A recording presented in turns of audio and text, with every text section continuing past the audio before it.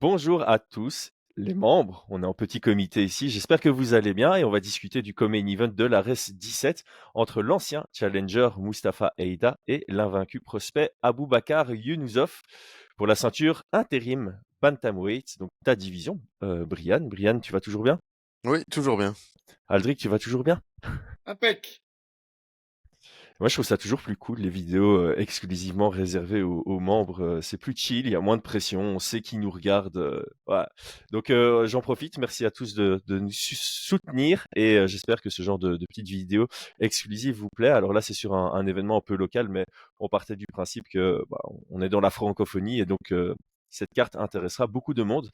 On va directement s'attaquer au profil sportif. Brian, je vais te lancer toi sur la description de Mustafa Eida. Je vais juste d'abord dire qui il est d'un point de vue factuel. Donc, 10 victoires, 2 défaites dans sa carrière professionnelle. Il est à 2 victoires, 1 défaite à l'ARES, la défaite étant contre le champion Demarte Pena. Et un palmarès bien équilibré. 3 victoires par KO, 3 victoires par soumission, 4 victoires par décision. Et je pense que ça en dit long sur son style, mais je vais te laisser élaborer ça, Brian. Donc Mustapha Ida, oui, c'est un combattant que je connais relativement bien parce que j'ai pas mal suivi sa carrière, hein. Et c'est on va dire un voisin parce il est de Roubaix, donc pas très très loin d'ici. Donc pour le décrire, pour le définir, on pourrait dire que c'est vraiment un boxeur MMA. Donc très très bon boxeur, très très bon striker. Et alors sa grande particularité aussi, c'est qu'il est très très endurant, extrêmement endurant. Il a 4 poumons, il travaille beaucoup en volume, donc c'est pas un gros puncher, même s'il, enfin c'est peut-être pas le bon terme de dire c'est pas un gros puncher. C'est un puncher en volume, il va pas mettre KO en un seul coup, mais il va toucher, toucher, toucher jusqu'à, grâce à sa précision, finaliser. Hmm. Voilà, je pense que c'est sûrement une bonne présentation. Alors, ce qu'on pourrait rajouter aussi, hein, c'est que c'est quelqu'un qui est devenu pro, n'a pas eu un parcours amateur un peu plus commun ces derniers temps, où, Hmm. où on va avoir une longue période pour faire ses armes dans les classes amateurs, où lui, il est passé assez rapidement en pro. Il est suivi au niveau du management par Guillaume Pelletier. Donc on a eu aussi une carrière qui a été construite, mais de manière très intelligente, donc Hmm. avec des combats qui lui permettaient de progresser euh, à son rythme aussi, parce qu'il est jeune, hein.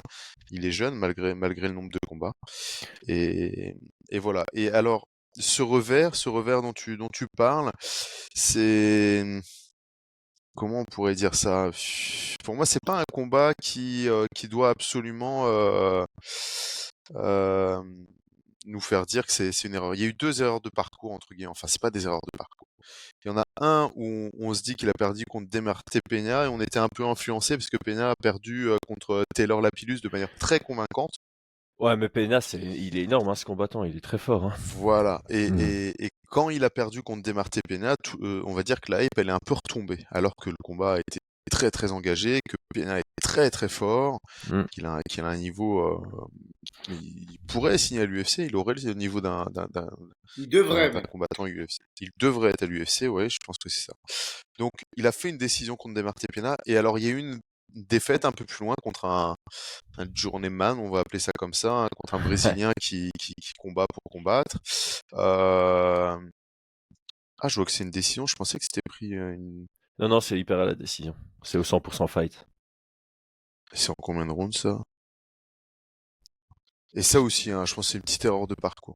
Donc moi personnellement, c'est un combattant que j'aime beaucoup regarder combattre, que j'aime beaucoup à regarder Ouais. combattre, qui est très problématique euh, pour ses adversaires, et on a beaucoup d'interrogations sur sa défense en lutte et sur son sol. Voilà, ça c'est le point. Ça c'est pas, il a pas de passif en grappling, il n'a pas une team avec qui il s'entraîne qui favorise le grappling ou la lutte. Mm. Mais voilà, on peut pas être excellent dans tous les domaines. Lui, où il est excellent, c'est vraiment sur l'aspect boxe. Mmh. Ouais, moi j'avais décrit comme un boxeur agressif, combo/infighter, donc quelqu'un qui aime bien, forcer un peu les Mmh. échanges, bon volume, bonne anglaise et il combine ça bien avec des genoux et coudes, comme il rentre quand même beaucoup dans une distance assez rapprochée. Je trouve qu'il a un bon jeu avec, des genoux anticipatifs, des coups de coude en sortie de clinch. Je trouve ça assez, il a un style intéressant, tu vois? Il a développé un style qui lui est propre et qui le rend assez intéressant. Ma question, c'était aussi un peu, est-ce qu'il est trop généreux dans son style et ça peut laisser des ouvertures, que ce soit un bon lutteur ou un bon contreur. Je vais quand même te donner la parole, Aldric. Est-ce que tu as quelque chose à compléter sur Eida? Non, mais effectivement, je pense qu'il est sous-estimé de par sa performance contre Damarté, alors que Pena. Damarté c'est Mhm. solide de fou. Euh, Encore une fois, Taylor est très fort et Taylor a eu beaucoup de réussite. Et je pense qu'il lui aurait vraiment cassé, même à Taylor, il aurait cassé les pieds si ça avait duré un petit peu plus, parce qu'il est solide, il a l'habitude de s'entraîner avec des mecs plus lourds. Un mec s'est entraîné pendant des années dans son gym avec Themba Gorimbo, qui est à l'UFC aujourd'hui en 77. Et, et il a été un petit peu, pas inoffensif, mais dépassé par la puissance de Damarté. Et du coup, on a tendance à penser que, mais non. Je pense que Youssounov, il n'a pas la puissance physique de Peña, notamment sur les phases de préhension, quoi qu'on en dise. Et ce gars-là est un problème. Ce gars-là est un problème parce qu'il est durable. Et je pense que le combat aurait été beaucoup plus facile à prendre pour Youssounov en 3 rounds qu'en 5. Ouais, ça c'est un gros élément. Je pense que je vois Brian qui sourit. Je pense qu'on a, à mon avis, tous noté que sur la durée, c'est un avantage. Eida qui est, comme l'avait dit Brian, hein, 4 poumons. Il a un peu le corps de Ned Diaz. Je pense que tu l'avais pas dit sur X, ça, Twitter, que il a un corps qui s'apparente un peu à Ned Diaz et il a un peu le même cardio, quoi. Il est capable de même combattre de manière crescendo et de jamais Mmh. lâcher le rythme. Ouais, bah oui, c'est ça, hein. Contre Demarté Pena, c'était en 5? C'est en 5, hein, c'est pour la Ah non, ceinture. c'était en 3. Ah, attends. Allez. Ouais, Ah, je suis c'était pas nul. pour la ceinture. Non. Mais bon, il était encore frais, il aurait pu faire Ah. encore 2-3 rounds sans problème. Il aurait réclamé un quatrième round.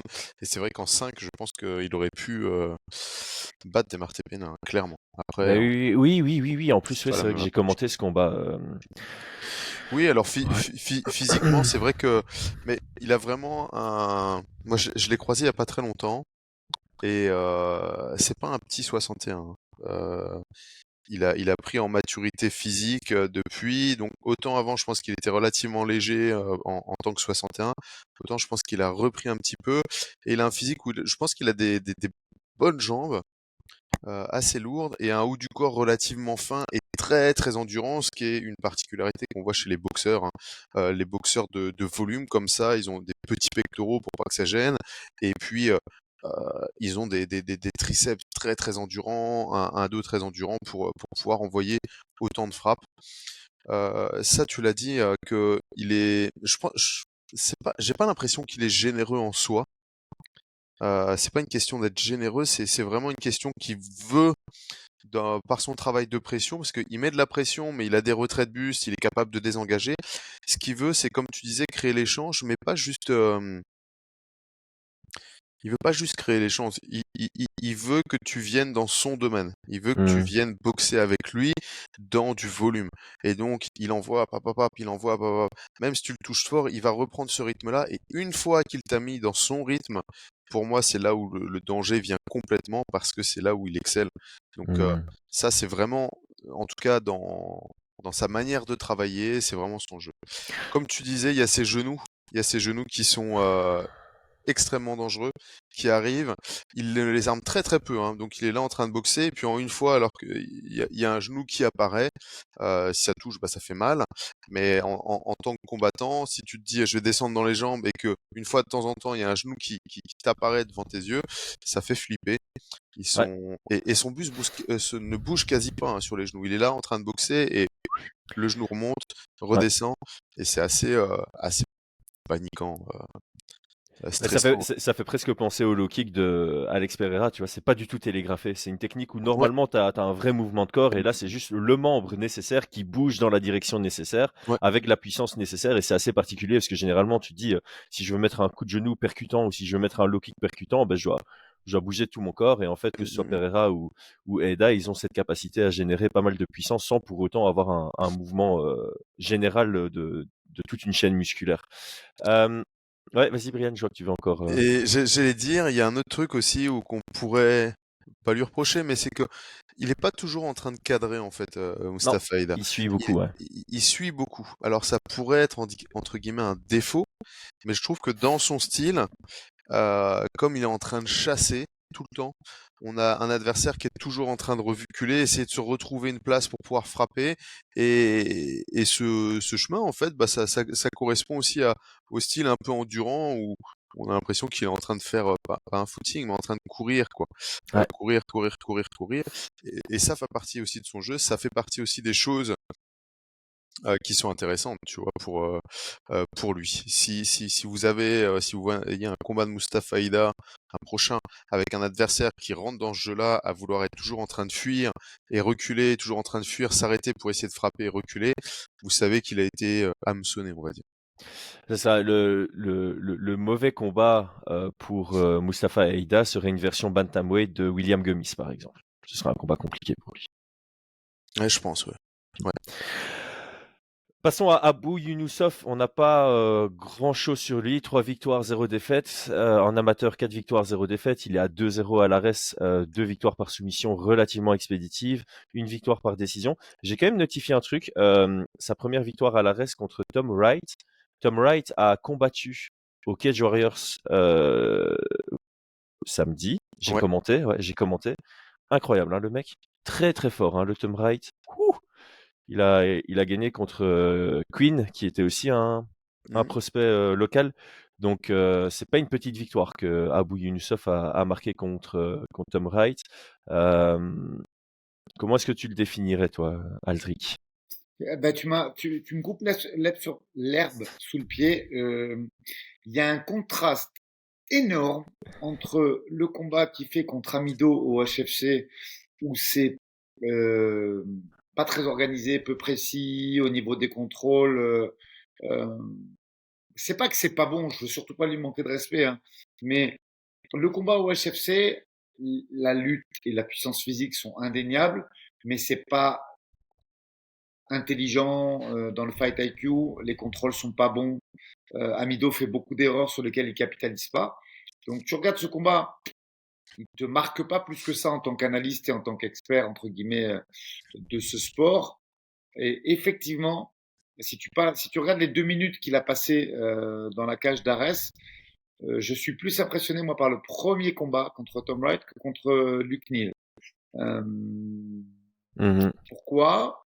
Parce que Luke Neal ne m'a pas impressionné sur la suite quand il a recombattu aussi depuis au Fight for Charlie, je crois, ou un truc comme ça, un petit événement anglais où c'est pas impressionnant.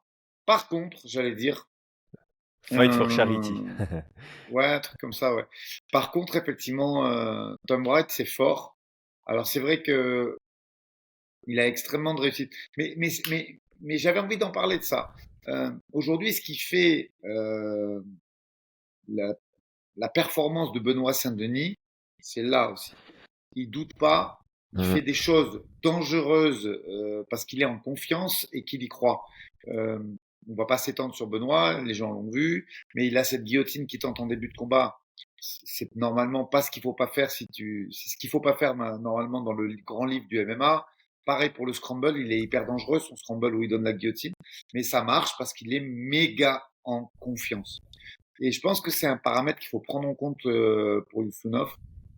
Il est très en confiance, il doute pas, et, euh, et ça peut avoir dans les gestes qu'il va tenter, dans les gestes qu'il va capitaliser, ça peut avoir son importance sur ce combat.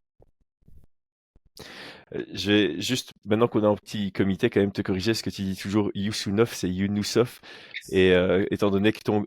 Attends, t'as un combattant qui combat contre son frère au prochain Ares, hein, c'est ça, hein? Ouais, exactement. Mais ou c'est un peu pas? Ouais, copier-coller au gun attends. c'est un peu copier-coller les 2 frangins Ouais, quand même.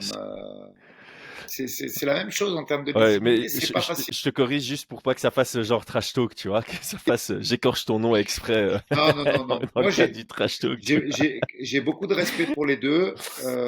Axel se prépare comme s'il allait faire ses débuts à l'UFC. Et je sais que c'est des petits qui sont travailleurs. Quand je dis des petits, c'est parce qu'ils sont plus jeunes que moi. Hein. C'est pas du tout péjoratif, bien évidemment. Et je Mmh. sais que c'est des petits qui se préparent dur et qui sont travailleurs dur au mal et très en confiance les deux frères, tu vois. Ouais. Donc et j'insiste là-dessus parce que ça a son importance dans ces deux combats d'ailleurs. Mmh. Je vais compléter avec ce que moi j'avais noté que tu n'as pas encore dit. Pour moi, bon, le mot opportuniste colle très bien si on voit les 2 dernières performances, et même son run en amateur et pour moi, je le définirais comme quelqu'un qui cherche à mettre de la pression debout, heu, dans l'optique de pouvoir lutter à la première occasion et appliquer une grosse pression au sol. Brian, est-ce que toi tu compléterais avec quelque chose? Hem, Moi, je pense que c'est là, on est vraiment sur quelqu'un de très généreux, voire un peu trop généreux. Ouais, Comme vous avez pu le voir, hein, il a beaucoup de finish au premier round. Pour moi, les combats qui sont, enfin, ce que je vois, oui, comme tu l'as dit, c'est un gars qui va striker, qui va chercher la lutte. Et en lutte, c'est pas tant l'impression qu'il va chercher à mettre, c'est vraiment chercher le l'intensité? finish. Mmh. Ouais, l'intensité, chercher le finish et chercher le dos. Ça aurait pu se terminer au premier round, hein, contre Ahmed Amido, hein. Ça aurait pu se terminer au premier round parce il prend un étranglement arrière qui est très très proche d'être finalisé et on aurait eu 3 victoires au premier round. Alors moi, ce qui m'inquiète sur ce combat-là, c'est on en a parlé, hein, dans le précédent podcast, c'est un gars qui a pas, pas énormément d'expérience de combat en MMA, hein. En MMA, je pense que ça fait pas mal d'années qu'il s'entraîne, qu'il fait de la compétition, mais il a sur ses 7 combats, 1, 2, 3, 4, 5 finishes au premier round. Donc il a peu d'expérience du deuxième, du troisième, et encore moins du 4 et du 5. En pro, quand il a affronté Ahmed Amido, il n'a pas su trouver le finish dans le premier round, malgré une grosse dépense d'énergie et avoir mis énormément en danger. Et à partir du deuxième et du troisième, c'est physiquement, mais déjà dans le premier round, physiquement, c'est la catastrophe. Euh, on le sent très épuisé, on le sent ne plus du tout avoir de en anglais, c'est plus du tout précis et tout. Ouais. Et donc, sur la confiance, effectivement, c'est quelqu'un qui semble très confiant, mais je m'interroge pour la suite. Et ça me fait penser à une vidéo qu'avait fait son coach, Lopez, où il disait que il s'entraînait énormément, Aboubacar, qu'il arrêtait pas de le contacter, savoir s'il pouvait lui tenir les pads, est-ce que tu peux me tenir les pads, etc., etc. Et ça m'interroge sur la confiance, tu vois. Tu Mmh. vois ce que je veux dire? Je pense qu'il va être très confiant sur ses premières minutes. Je pense qu'on pourrait le voir finaliser dans les premières minutes. Mais je pense qu'il y a une grosse inquiétude. En tout cas, moi, personnellement, j'aurais son profil, je serais à sa place. J'aurais peur de ce qui se passe si ça dépasse les 3 premiers rounds. Est-ce que je vais être capable de tenir? Est-ce que mon corps va être capable de gérer, de mettre au sol, de contrôler et tout? Ouais. Et je pense qu'il va être entre les deux. Techniquement, en lutte et tout, aucun problème.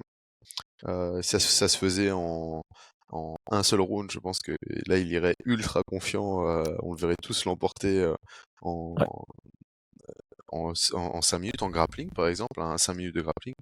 Mais par contre, après, moi, je serais pas confiant. Ouais, bah, c'est exactement ça et en fait, je pense que tu fais une très bonne transition vers la partie, la partie game plan parce que moi, du côté de Mustapha, j'ai clairement mis, patience et déplacement au début, avoir un style qui va crescendo, hein, où il augmente, le volume de round en round et quand même avoir un système anti-lutte, donc au-delà des déplacements, beaucoup de déplacements latéraux, essayer de maintenir une certaine distance. Je crois que ces coups de genoux anticipatifs peuvent faire mal, même si ça peut représenter un risque. Je crois que si tu es bien ancré au sol et que tu l'envoies sur un bon timing, même si le gars shoot à ce moment-là, tu peux vraiment stopper sa tentative et sortir directement. Donc il doit travailler, je pense, sur les défenses ultra réactives de lutte, c'est de sortir directement des séquences de clinch, recréer la distance et laisser passer l'orage des 5 premières minutes. Je pense que à partir du deuxième round, il pourra commencer à travailler parce que quand tu as quelqu'un qui est aussi explosif au début que Yunusov, il y a peut-être moyen qu'il y ait déjà une fatigue qui s'installe de son côté, alors que Eida, comme on l'a dit, on a l'impression que lui ne fatigue pas. Et donc je pense sincèrement que c'est une question de passer le premier round et demi. Et si on arrive à la moitié du deuxième round, je pense que ma confiance en la victoire de Mustafa Eida va dépasser les 90%, quoi. Euh, Est-ce que du côté de Mustafa Eida, vous aviez un autre élément? J'ai Aldric, vas-y. Non, je dis que pour ce genre de rusher, parce que c'est comme ça que je les qualifie, les deux frères, euh, c'est des rushers avec un bon grappling sur le papier. Euh, il faut, euh, il faut quand même avoir une bonne lutte pour pouvoir empêcher de rentrer trop fort. Et je j'ai pas trop réussi à me Ouais. rendre compte de la lutte de Haïda. Je pense que c'est pas un domaine dans lequel il excelle. J'espère juste qu'il va pouvoir juste avec. Du coup, si t'as pas la lutte, il faut un gros footwork pour pour pas risquer de te faire mettre KO, quoi. Et donc c'est mon interrogation. Puisqu'on parle à Mm. nos abonnés, je sais qu'Axel il a les armes pour gérer ça et emmener son frère en profondeur dans la suite du combat. Euh, mais Aïda, je sais pas. Aïda, je sais pas. Brian, quelque chose à compléter du côté du game plan de Eida? Ouais, bah écoute, alors moi je te rejoins, hein, Chris. Moi j'avais noté au-delà de patience, j'avais noté survie plutôt. Ouais, oui, c'est ouais. Patience, pas forcément, tu vois. C'est plutôt, euh, il faut survivre à ce premier round. Mm. Ça va être sa priorité absolue. Survivre au premier round et donc pas pour survivre, hein, ça va être l'utilisation des déplacements, comme tu l'as dit, l'utilisation de son jab, de ce genou, de ne pas rester dans l'axe. Euh, Pas forcément de, de, enfin quoique, même s'il s'épuise entre guillemets dans, dans, dans la défense, je pense que même si les deux sont éreintés, physiquement, Mustafa Aida a un style pour bosser dans la fatigue et dans la douleur et trouver un finish, même s'il n'a plus quasi plus aucune force Mm. explosive. Dans les déplacements, par contre, je rejoins Aldric. J'ai aussi des interrogations vis-à-vis de Mustafa Aida sur sa capacité dans son footwork. C'est quelqu'un qui avance, qui désengage avec quelques pas de retrait quand il va y avoir des tentatives d'avancer de son adversaire, mais qui ne désengage que très peu en fait. Il va faire quelques pas, soit un retrait de bus, C'est soit ça. quelques pas. Il va pas forcément désengager en ce qu'on appelle le circle en cercle comme ça, Ouais. tu vois, en pas chasser d'un côté ou de l'autre. Et ça, c'est et reprendre son centre, tu vois. Et ça, je pense que ça serait un gros atout pour Mustafa Aida, Ouais. de pouvoir De toute façon, désengager de manière, ouais, non, je disais, un peu plus latérale. je vais m'arrêter 2 secondes parce que c'est cool, c'est nos abonnés. Pour moi, hein, tu as trois grandes, allez, quatre grandes façons de gérer un mec qui te roche dessus. Soit bah, t'es Thomas Pinal et t'es capable de le mettre KO toi aussi et il dort. Ça, c'est un, mais c'est pas donné à tout le monde. Soit, quand on parlait de footwork, effectivement, mais il faut être capable de désengager et de faire du circle up, du pivot en step, enfin, des déplacements où tu changes latéraux, comme tu l'as dit, où tu changes l'axe d'attaque et que tu passes de la 2D à la 3D. Et dans ce cas-là, tu es capable de gérer ces mecs-là. Soit tu as une grosse lutte et la peur, effectivement, de rentrer dans la poche pour que tu te fasses lutter trop facilement, elle fait que ton adversaire il est plus prudent. Soit tu as un gros clinch de Muay Thai, c'est pareil. Et au moment où tu rentres, putain, il va me clincher, je vais prendre des genoux, il va me mettre les mains autour des clavicules. Donc, et moi, mais tu le connais mieux que moi, Brian, hein, eh ben, je lui reconnais aucune de ces quatre armes. Aucune. C'est-à-dire que il a pas ça. Le Il, clinch a, peut-être, non? il est fort, hein, l'autre. Hein, c'est un petit taureau. Hein. Alors attends, je vais essayer de pas écorcher Ouais. le nom. Younoussov. C'est bon, j'ai bon, Chris. Hey, yes. Mais C'est bon. il est fort, tu vois. Et je pense pas que. Alors j'aime bien ce que tu as dit parce que du coup ça, je m'y retrouve moi aussi. Survie. C'est-à-dire qu'il faut monter les mains, Mm. pas en prendre une pointe du menton et espérer que ça se fatigue comme il a fait au HFC. Parce que Ouais. sur les 4 rounds, ouais, le clinch, il est pas mal. Il a montré des trucs dans ses combats. Mais il est puissant quand même, son adversaire, tu vois. Ouais. Mm, mm, mm. C- j'ai bien aimé ta nuance, Brian. C'est effectivement la patience, ça c'est le monde idéal, mais je crois qu'il n'aura pas l'opportunité de réellement être patient parce il va se faire agripper, accrocher.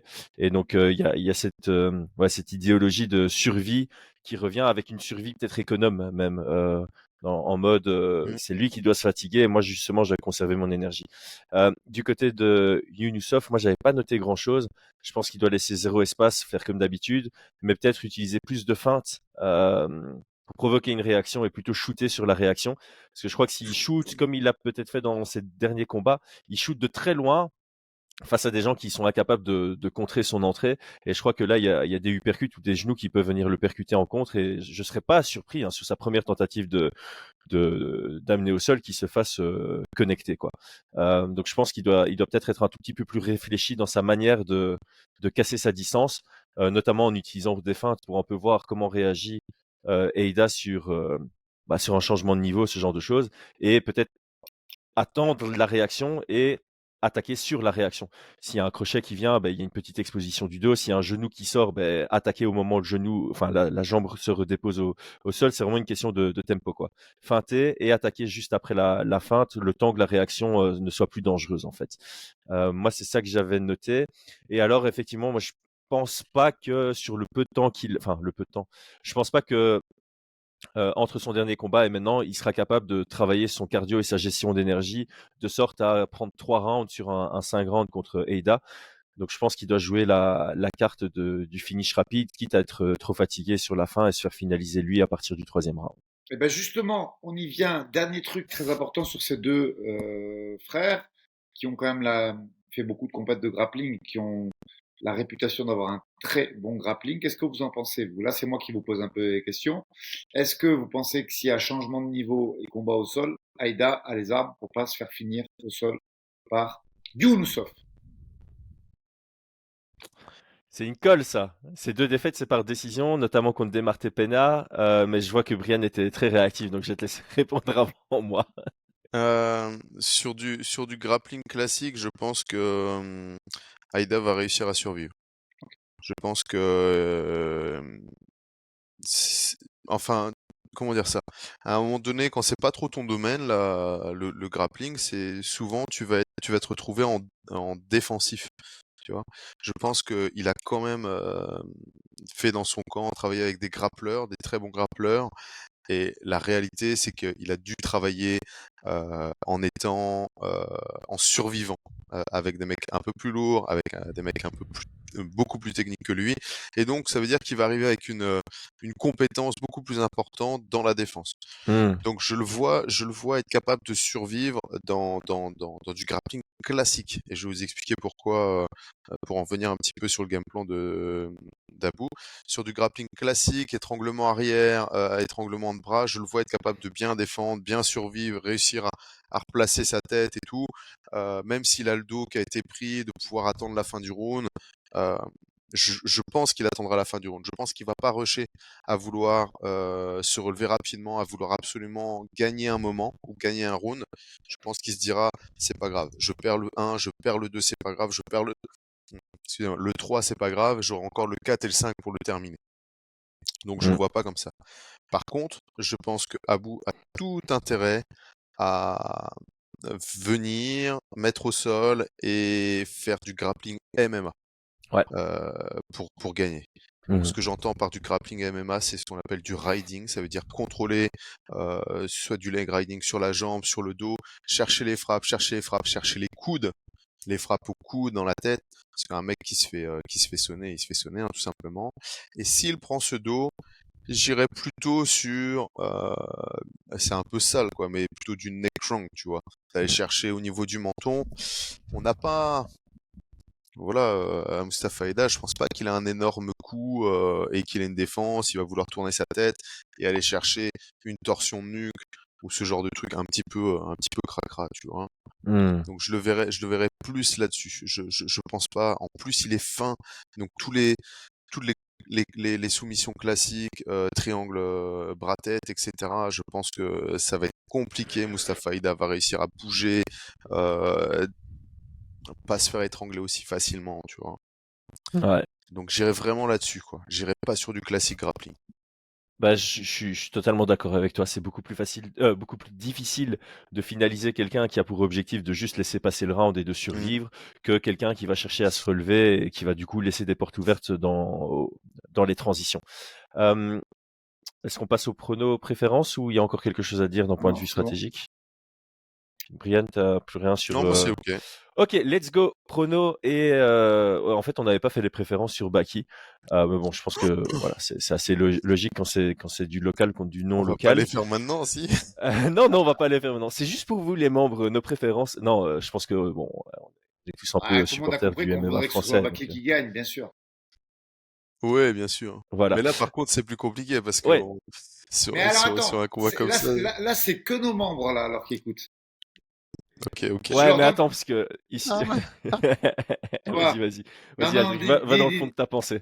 dis ce que tu allais dire.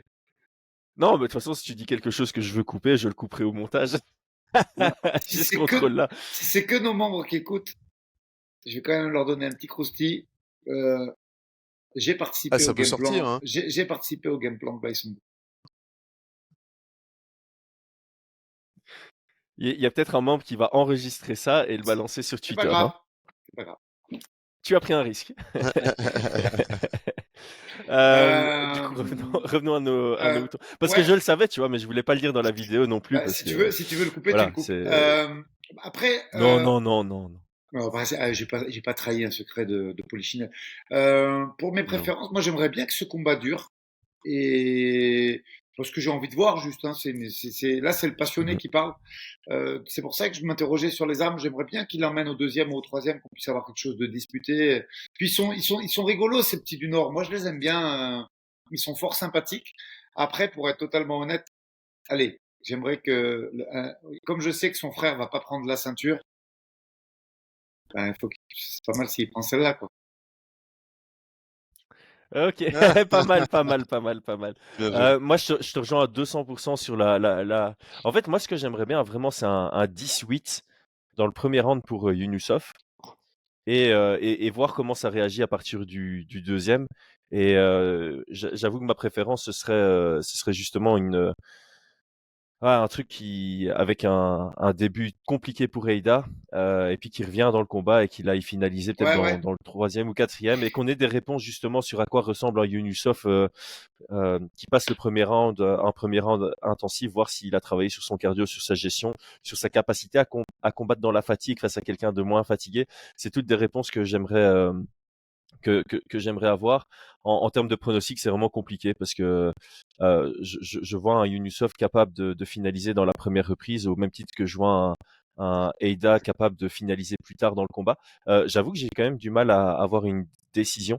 Si on a une décision, pour moi, ça veut dire qu'on a un Yunusov qui est vraiment capable de ne pas être épuisé et d'avoir peut-être mieux géré ses premiers rounds. Mais j'ai l'impression que, voilà, que Eida sera capable de faire un cumul de frappes qui force l'arbitre à intervenir dans la troisième ou quatrième reprise si ça dépasse le premier round. Brian? Mhm. Moi, mon prono, moi, ça fait longtemps hein, que je l'ai. Quand le combat a été annoncé, j'ai tout de suite demandé si c'était en 3 ou en 5 rounds.